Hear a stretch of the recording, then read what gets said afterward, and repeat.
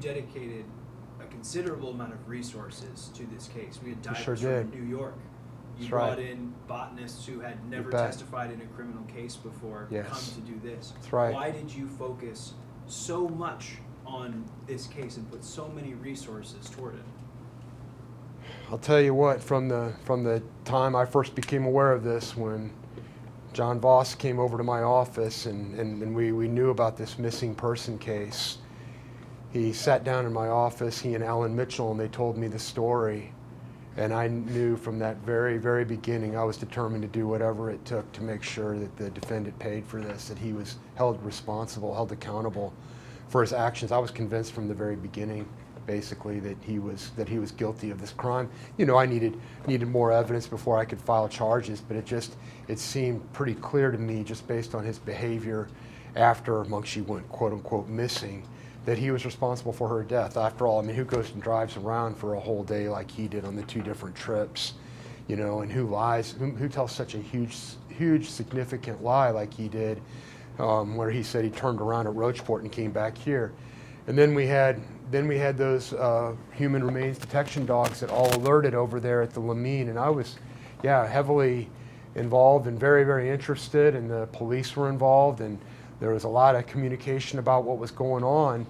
And you know, it seemed like my hopes would go up, and so often they would come crashing down, and it happened so many times. And it's not about me or anything, but you know, it's just my heart went out to Munchie from the very beginning, and that's the way everybody in my office felt. We were listening to the recordings, and you know, people around the office, they could hear me listening to them, or maybe someone else would listen to them, and we just knew that this was a case that we really needed to focus on.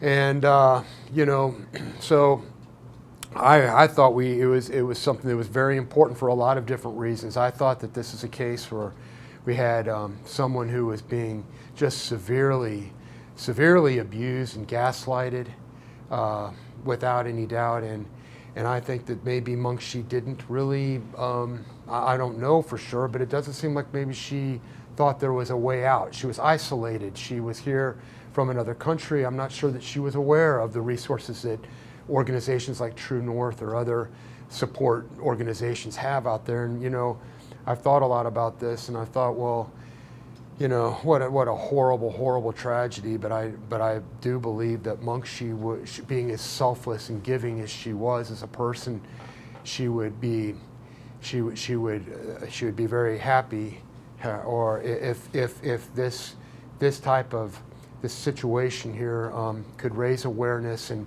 someone else who might be in this type of relationship.